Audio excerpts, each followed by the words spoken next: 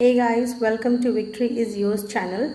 This is chapter 4 in class 5th NCERT Environmental Studies. Chapter name is Mangoes Round the Year.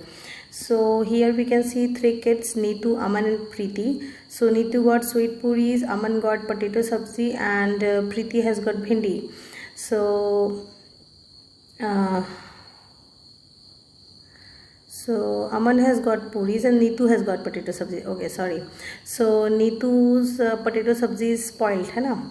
So discuss करना है how did Aman know that potato sabzi has got spoiled because उसमें एक foul smell I. Have you ever seen some food that has got spoiled? Yes.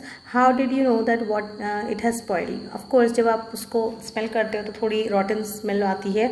Otherwise अगर smell नहीं भी आई है तो अगर आप कभी first bite ही लेते हैं आपको पता चल जाता है कि ये सब्ज़ी जो normal सब्ज़ी होती है उससे अलग है and this is spoiled.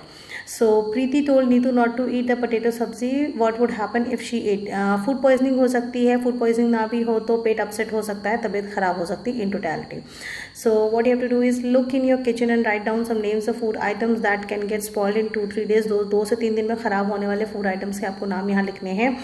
आप इसमें दूध लिख सकते हैं, सब्ज़ी भी लिख सकते हैं और दूध सब्ज़ी के अलावा दाल वगैरह भी ख़राब हो सकती है and that can be kept for a week, जो एक हफ्ते तक रखी जा सके. उसमें आप अगर रेफ्रिजरेटर में रखेंगे तब तो रख सकते हैं, अदरवाइज़ फॉर अ वीक आप जो मतलब होल सब्ज़ीज़ हैं वो ही रख सकते हैं, ज़्यादा नहीं रख सकते. Would not spoil till 1 month, 1 महीने तक नहीं ख़राब होने वाले आइटम्स हैं अचार. Look at your friends list and discuss in the class. Will your list be same as in all seasons? What would change? तो आपकी seasons to season चीज़ें बदलती हैं, उसी हिसाब से list भी बदल जाएगी. When food gets spoiled in your house, what do you do with it? जब आपके घर में खाना कुछ ख़राब हो जाता है तो आप उसका क्या करते हैं? आप उसको dispose कर देते हैं ना सही जगह सही तरीके से. So BG returned the bread. So Aman's BG went to market to buy bread. तो अमन की जो BG है वो मार्केट गई थी ब्रेड खरीदने and the shop was very crowded. Shopkeeper picked out a packet of bread and gave it to BG. तो उन्होंने जब ब्रेड ली तो शॉपकीपर ने दिया और वो वापस आ गई तुरंत से.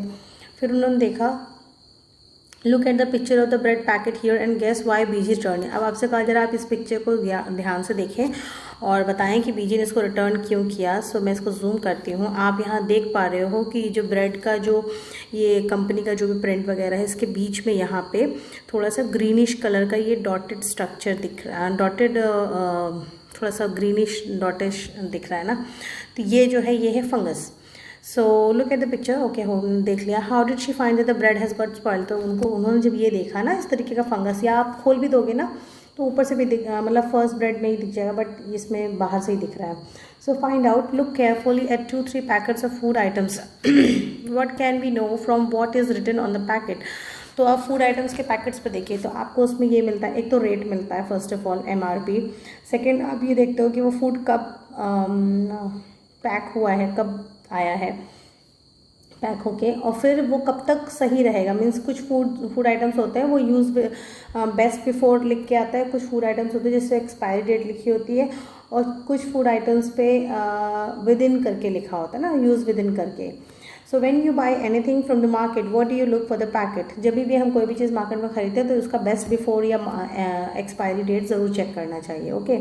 How does the food gate spoil. अब ये देखिए यहाँ पे ब्रेड में आप क्लियरली देख पा रहे हो वाइट ब्रेड है, वाइट ब्रेड में ये ग्रीनिश 3 जगह पे स्पॉट्स हैं. ये क्या है? फंगस है. The whole class can do this experiment together. Take a piece of bread और roti, sprinkle a few drops of water in it and put it in a box. आप एक रोटी का या ब्रेड का टुकड़ा लें, उस पर थोड़ा सा पानी के कुछ बूंदें गिराएं और उसको एक बॉक्स में रख के बंद कर दें. Close the box, see the bread और roti every day until you find some changes on it. आप उसको बंद कर दें और रोज़ चेक करें जब तक कि आपको उस पर कुछ चेंजेस ना दिखाएं. Make this table on a chart paper and put it in the classroom. Fill up the chart every day after discussing the changes. अब आप इस तरीके का एक टेबल बना लें और उसको चार्ट सब लोग भरते जाएं. तो by touch, by smell, by looking through hand lens, okay, and by colour. तो चेंजेस आपने रोटी को टच करके भी, स्मेल करके भी, आपको जो भी ऑब्जर्वेशंस हैं वो आपको इसमें नोट डाउन करने. ठीक है. So find out the reason for these changes. From where did the fungus come on the bread? Different kinds of food items spoil due to different reasons. Some food spoil soon, some stay good for long, less some seasons and conditions in which food spoils quickly. तो पहले मैं बता दूँ यहाँ पे जो आपका है, तो फर्स्ट डे 2 डे तक तो ऐसा होगा कि कोई स्मेल भी नहीं होगी और टच में भी ज़्यादा रोटी जो है ख़राब नहीं होगी। लेंस से देखने से भी रोटी नॉर्मल ही दिखेगी, कलर भी उसका नॉर्मल होगा। थर्ड डे से क्या होगा, रोटी टोटली ड्राई होना, थोड़ा सा गलने जैसा हो जाएगा और थोड़ी सी फाउल स्मेल आएगी, ठीक है। लेंस से आप देखोगे तो आपको ऐसा कुछ नहीं दिखेगा। 4th and 5th डे में रोटी ऑलमोस्ट गल चुकी होगी या गलने से थोड़ा ज़्यादा हो गया है और स्मेल बहुत बुरी सी आएगी। और लेंस पे जब आप देखोगे तो थोड़े थोड़े से डॉट डॉट से हल्के से कुछ ग्रोथ जैसा, जैसे व्हाट यू से, जैसे कॉटन होती है ना, तो कॉटन तो वाइट होती है अपनी, लेकिन यहाँ पे जो है थोड़ा सा कुछ गंदा सा मटमैले कलर का, ब्राउनिश या ग्रीनिश कलर का दिखेगा आपको, ठीक है, कलर हो गया। एंड जब 6th डे आप देखोगे तो आपको वो बहुत बुरी स्मेल आएगी, रोटी पूरी तरह से गल चुकी है जो भी है, और उस पर इस तरीके का बड़ा जो पैचेस आपने छोटे छोटे देखे थे वो पैचेस थोड़े बड़े हो जाते हैं। ओके, सो अब आपसे पूछा जा रहा है कि आप डिफरेंट फूड आइटम का बताइए और लिस्ट बनाइए सीजन्स और कंडीशंस की। तो सीज़न यही जो आपका ये बारिश का सीज़न अभी चल रहा है, इस टाइम में जब आपका हॉट एंड ह्यूमिड क्लाइमेट होता है तब, और फूड और कौन से फूड और कंडीशंस क्या है, हॉट एंड ह्यूमिड है ना। तो सीज़न आपका रेनी सीज़न होगा और गर्मियों के सीज़न में भी होता है। विंटर्स में खाना कम ख़राब होता है, रुक जाता है देर तक, और कंडीशंस हॉट एंड ह्यूमिडिटी की वजह से, ठीक है। So given below are some food items and some simple methods by which foods can be kept fresh for 1 to 2 days। तो अब ये कुछ आइटम्स हैं जिनके तरीके अपना के 1 से 2 दिन तक इन चीज़ों को हम फ्रेश रख सकते हैं। जैसे कि दूध है, तो दूध को क्या है कि आप एक कंटेनर में डाल के उसको आप गर्म कर दीजिए, ठीक है, एंड फिर फ्रिज में आप रख सकते हैं, और फिर जब अगले दिन आपने यूज़ करना है तो यूज़ किया और बाकी बचे को फिर से एक बार बॉयल करके ठंडा करके फिर फ्रिज में रख दो। कुक्ड राइस भी जो है उसको आप क्लॉथ में करके, ग्रीन कोरिएंडर को, अच्छा इसमें मिक्स, ओके सो दिस ये एक्चुअली मैच द कॉलम है। तो मिल्क को क्या है, बॉईल करना है 1 to 3, okay. And cooked rice के साथ क्या है, let me do it for you. Milk boil हो जाएगा, green coriander will be, onion garlic तो keep open and dry place, ठीक है, और पुट इन अ बोल and keep the bowl in a container with some water. And जो green coriander है वो डैम्प क्लॉथ में आ जाएगा और जो राइस है वो ये कंटेनर में आ जाएगा। Okay, so I hope that's clear.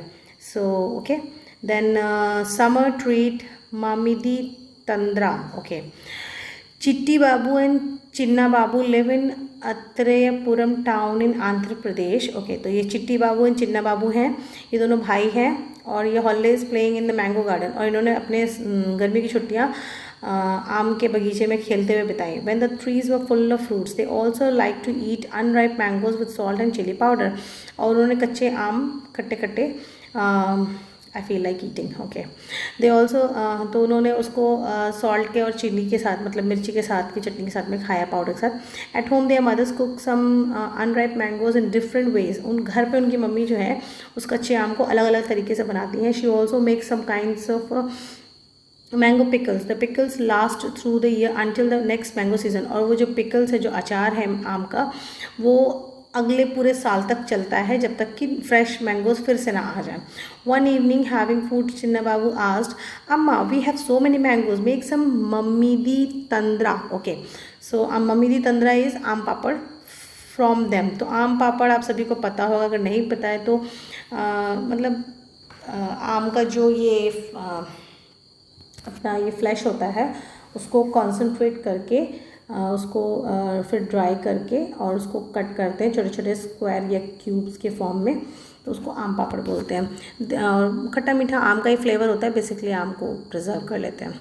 There father said making mamidi tandra needs 4 weeks of hard work. If you both promise to help us every day for the next 4 weeks we can together make the mamidi tandra. ठीक है, तो मम्मीदी तंद्रा बनाने के लिए 4 हफ्ते का समय चाहिए, तो अगर आप हेल्प करेंगे तब आपके मम्मी पापा आपको बना के देंगे। Both their brothers quickly agreed to help. The next day both went to market with their father. They bought a mat woven from the leaves of a palm tree. तो वो जो है market गए अपने पापा के साथ और वहाँ से उन्होंने क्या लेके आए, चटाई लेके आए जो कि पाम ट्री के लीव्स से बनी हुई थी, पोल्स ऑफ कैजुरीना ट्री। और वो लेके आए कुछ poles, okay, and string made of coconut husk, और वो डोरी भी नहीं, रस्सी होती है ना, जो पुराने समय में जब वहाँ से कुएं से पानी निकालना होता था ना, तो पहले, अभी तो सब नायलॉन और वो प्लास्टिक का कौन सा यूज़ होता है, बट अर्लियर टाइम्स में वो रस्सी यूज़ होती थी जो जूट कोकोनट हस्क की बनी होती है, ठीक है। सम जैगरी, गुड़ और शुगर, ये सारी चीज़ें वो मार्केट से लेके आया था। It's very beautiful pictures. See the two brothers are playing in this is their father. और ये आम पापड़ की रेसिपी का एक सीन है। एंड देखिए आप यहाँ पे 1 2 3 आई जस्ट शो यू। इस पिक्चर में आप देख रहे हो कि यहाँ पे जो है आम को उसके फ्लैश को पूरा मैश करके निकाला जा रहा है। और फिर आप इस पिक्चर में देख रहे हो कि यहाँ पे उसको स्प्रेड कर रहे हैं इस पिक्चर में, ओके। और फिर इस पिक्चर में आप देखो कि उसको ड्राई करने के बाद आप खा सकते हो, इंजॉय कर सकते हो, okay. I hope that's clear. So amma found a sunny place in backyard, both the brothers made a high platform by using poles. तो उनकी मम्मी ने पीछे की तरफ में एक धूप का एरिया देखा और वहाँ पे दोनों भाइयों ने एक प्लेटफॉर्म बनाया ये पोल्स यूज़ करके, जो कैजरीना का पोल लेके आया। They spread out and tied a mat on that platform. उन्होंने चटाई को उस पर बिछा दिया। The next day Appa chose the most ripe mangoes. और फिर उनके अगले दिन उनके अप्पा यानी उनके पापा ने सबसे ज़्यादा जो पके हुए आम थे उनको लेके आए। They took out the mango pulp into the large pot. तो जो मैंगो का फ्लैश था या जो मैंगो का जो फ्लैश था या पल्प आप कह लो, तो उसको उन्होंने क्या किया कि एक बड़े बर्तन में हाथ से मैश करके पूरा निकाल लिया। They then strain the pulp through a fine muslin cloth. फिर उसको उन्होंने एक बहुत ही महीन मसलिन क्लॉथ यानी मलमल के कपड़े के थ्रू छान करके निकाल लिया, ताकि बहुत ही अच्छा एक मिल जाए, है ना। To remove the fibres from the pulp, ताकि उसमें जो रेशे हैं, है ना, फाइबर्स जो आम के रेशे वो ना रहें और वो बहुत अच्छे से सेट हो सके। देन चिट्टी बाबू क्रश द गुड़, है ना। तो चिट्टी बाबू ने उसमें, खट्टा तो आम है ही पर उसमें थोड़ा और मीठा फ्लेवर लाने के लिए चिट्टी बाबू ने गुड़ को क्रश किया ताकि उसमें लम्प्स ना रहें। They add the jaggery and sugar in equal amounts. और उन्होंने गुड़ और चीनी को भी बराबर मात्रा में उसमें मिलाया। तो Chinni Babu mix the jaggery and sugar well with big spoon. और चीनी बाबू ने क्या किया कि एक बड़े से स्पून के मदद से जैगरी और शुगर को उसमें बहुत अच्छे से मिक्स किया। Amma then spread this pulp into the thin layer over the mat. फिर अम्मा ने क्या किया, अम्मा ने जो मैट बिछी हुई थी उसके ऊपर इस स्प्रेड को बहुत अच्छे से, पल्प को बहुत ही थिन लेयर में उसके ऊपर स्प्रेड कर दिया। The thin layer was left to dry in sun. और फिर उसको छोड़ दिया ताकि वो सूख जाए। In the evening they covered the mat with a clean sari to avoid इनेस। और रात के समय उन्होंने क्या किया कि उसको एक पतले कपड़े से, चाहे वो कुछ भी हो सकता था, यहाँ पे उन्होंने साड़ी कही है, तो उससे ढक दिया ताकि उस पर कोई धूल मिट्टी ना चिपके। Next day they again took out some mango pulp. अगले दिन फिर उन्होंने वही प्रोसेस किया और उसी के ऊपर फिर से स्प्रेड किया, है ना, उसी लेयर के ऊपर है, इसीलिए इसको पापड़ बोलते हैं, मतलब लेयर के ऊपर लेयर, पतली पतली लेयर्स उस पर चढ़ाते जाते हैं। This work was given to both brothers. Both of them together spread many layers over it for the next 4 weeks. They hoped that it would not rain. और उन्होंने बस यही उम्मीद की कि बस इस दौरान बारिश ना हो जाए। For 4 weeks they added layer by layer until the jelly grew 4 centimeters. और इस तरीके से वो जो जेली थी, जो पल्प का पूरा था, वो उन्होंने लेयर बाय लेयर जोड़ते गए, कितने तक, जब तक कि वो पूरा 4 सेंटीमीटर्स थिक नहीं हो गया। And look like a golden cake. और वो बिल्कुल गोल्डन केक की तरह दिखता था। After some days amma said the mamidi tandra is ready. फिर कुछ दिनों बाद उनकी माँ ने बताया कि जो मम्मी तंद्रा है, जो रेसिपी, जो आम पापड़ है, वो तैयार है। We can take it out and cut it into pieces tomorrow. तो कल के दिन हम उसको काट के खा सकते हैं। The next day the mat was brought down from the platform. Mamidi tandra was cut in the smaller pieces. The brother tasted it. It was tasty, yummy. Chinni Babu said wow how tasty, after all we have also helped in making it. तो चिन्नी बाबू ने कहा कि बहुत अच्छा है, और क्योंकि हमने इसमें बनाने में मदद की तब तो और भी अच्छा है ना, अपनी मेहनत का फल तो हमेशा ही मीठा होता है। So yeah write, why sugar and jaggery mix into mango pulp and dried in the sun. तो अब आपसे पूछा जा रहा है कि शुगर एंड जैगरी क्यों मिक्स किया गया था? क्योंकि उसमें कुछ फ्लेवर्स लाने के लिए, और फिर उसको धूप में सुखाया गया। Why did appa first choose the most ripe mangoes to be use for making the mamidi tandra. तो मोस्ट राइप मैंगोज क्योंकि मीठा भी होगा प्लस उसका पल्प निकालना आसान होगा। How did the brothers make the mamidi tandra? Write down step by step. तो जो आपने ऊपर पढ़ा है उसी को आप छोटे छोटे स्टेटमेंट्स में आप लिख सकते हो। What things are made in your house from ripe and unripe mangoes? तो आप ये भी आप खुद से कीजिए। Make a list of all the different types of pickles that you know about and share with your friends. अब आप बताइए आप कितने तरीके के अचार जानते हैं? I think more than 10 kinds of pickles you can write. सो बच्चों आप ये काम खुद करो, okay, find out and discuss. वैसे मैं गिनवा देती हूँ, देखिए आम का हो गया, लहसुन का हो गया, मिर्ची का हो गया, नींबू का हो गया, गोभी हो गया, गाजर हो गया, कटहल हो गया, बड़हल, I don't know what it is said in other languages. So बड़हल का हो गया, आंवले का हो गया, आई थिंक दिस इज़ 9, और मैं 10वां नंबर क्या बताऊँ, या सहजन, ड्रम स्टिक, उसका भी अचार बनता है, ओके। सो 10 तो मैंने गिनवा दिए, बाकी आप लोग के यहाँ कुछ और, यस, कुछ जगहों पे, जैसे मैं यहाँ नॉर्थ ईस्ट में हूँ तो इस वक्त यहाँ पे मुझे पता चला कि बैम्बू का भी अचार बनता है और नॉन वेजिटेरियन अचार भी बनते हैं, श्रिम्प्स के, फिशेस के, तो anything possible can be converted to achar, I guess. Okay, jokes apart, find it out and discuss. देखते हैं, is there any kind of pickle made in your house, what kind of pickle is it, who makes it, from whom did they learn to make the pickle. तो yes, मेरे घर में आम और नींबू के अचार ज़्यादा बनते हैं, और हु मेक्स इट मेरी मम्मी बनाती हैं, from whom did they learn to make, उन्होंने अपनी मम्मी से सीखा था, okay. So yeah, what all things are needed to make any type of pickle in your house, how does pickle made, find out the recipe and write. तो कुछ मसाले पड़ते हैं, तेल होता है और नमक होता है, that's it. So how are these things made in your house? पापड़, चटनी, बढ़िया एंड सॉस। तो मेरे यहाँ तो सिर्फ चटनी ही बनती है, बाकी तो आई नो हम लोग खरीदते ही हैं। It is a 2-day journey to train from Pune to Kolkata. If you were to go on this trip, what food items would you carry with you?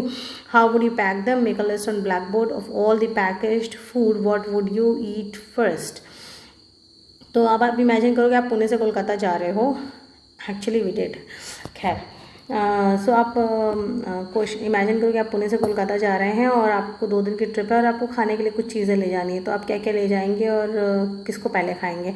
तो जो पेरिशेबल आइटम है, जो जल्दी ख़राब होने वाली चीज़ें, उसको पहले खाया जाएगा। जो थोड़ा रुक सकती हैं, जैसे कि जो कचौरियाँ होती हैं या इस टाइप की जो डीप फ्राइड आइटम होते हैं, वो थोड़ा रुक जाते हैं, तो वो 1 दिन 2 दिन के बाद तक भी चलते हैं, तो आप उनको तब खा सकते हो, ठीक है। और जो फ्रेश पूरी, फ्रेश सब्जी होते हैं, इस टाइप की चीज़ होती है, वो तुरंत या विदिन 10 आवर्स 12 आवर्स आपको उसको कंज्यूम करना चाहिए। What we have learned, so yeah, glass jars and bottles are dried well in the sun before filling them with pickles. Yes, of course, mummy ये बोलती हैं बहुत अच्छे से सूखा होना चाहिए, पहले तो धुला होना चाहिए, देन सूखा होना चाहिए, फिर उसको पोंछना भी होता है। Why is this done? क्यों? क्योंकि उसमें कोई मॉइस्चर नहीं रहना चाहिए, प्लस कोई उसमें किसी भी प्रकार का जर्म्स नहीं रहना चाहिए, क्योंकि फिर वो ख़राब कर देगा। Do you remember what happen to the bread in the experiment? Yes, उसमें फंगस लग गया था। To eat mangoes round the year we make different items. तो साल भर हम मैंगो खाने के लिए क्या क्या बनाते हैं? पिकल बनाते हैं, आम पापड़ बनाते हैं, चटनी बनाते हैं, चिक्की बनाते हैं, etcetera. List some other food with which we can make different things so that we can enjoy throughout the year. तो अब आप ये खुद से करें। So with this we come to the end of this chapter, mangoes round the year. Actually इस chapter का मकसद ये है आपको प्रिजर्वेशन टेक्निक सिखाना, कि हम कैसे, कुछ चीज़ें ऐसी होती हैं जो एक शॉर्ट पीरियड ऑफ टाइम के लिए अवेलेबल होती है, लेकिन उन चीज़ों को हम किसी तरीके से कुछ मिक्सेस करके, कुछ उसके साथ प्रोसेसिंग करके हम उसको प्रिजर्व कर सकते हैं, ताकि हम उसको पूरे के पूरे साल कंज्यूम कर सकें। ये ना सिर्फ आम के साथ होता है, हम टमाटर के साथ भी ऐसा करते हैं। टमाटर को सन ड्राई करके रख सकते हैं, इवन वेजिटेबल्स को भी सन ड्राई करके रख सकते हैं, ताकि हम उनको ऑफ सीज़न में खा सकें। अब तो खैर हाई यील्डिंग वैरायटी की वजह से और दूसरे वैरायटी के सब टमाटर वगैरह राउंड द सीज़न मिलता है, वरना पहले कुछ टाइम के लिए टमाटर ज़्यादा मिलते थे, कुछ टाइम के लिए कम मिलते थे। जब ज़्यादा मिलते थे तो वो सस्ते होते थे, जब वो कम मिलते थे तो वो महंगे होते थे। तो अब चूँकि अवेलेबिलिटी अच्छी है, तो अब लगभग टमाटर का प्राइस उतना ज़्यादा फ्लक्चुएट नहीं करता, ठीक है। तो प्रिजर्वेशन का क्या है कि प्रिजर्वेशन में आपका मॉइस्चर को हम रिमूव करते हैं, कुछ चीज़ और जर्म्स से बचाते हैं। आपका जो कंटेनर है जिसमें आप उसको स्टोर करते हैं जिस भी फूड आइटम को, वो टोटली क्लीन एंड ड्राई होना चाहिए, और जब आप उसको बंद कर देते हैं तो वो प्रॉपरली एयर टाइट होना चाहिए। Okay, so this was all about this chapter, mangoes round the year. I hope you enjoyed. और आम पापड़ की रेसिपी बताते और सुनते मुझे भी बहुत मन कर रहा है। Anyways, jokes apart, I will see you in the next chapter. Till then, share, subscribe and be victorious.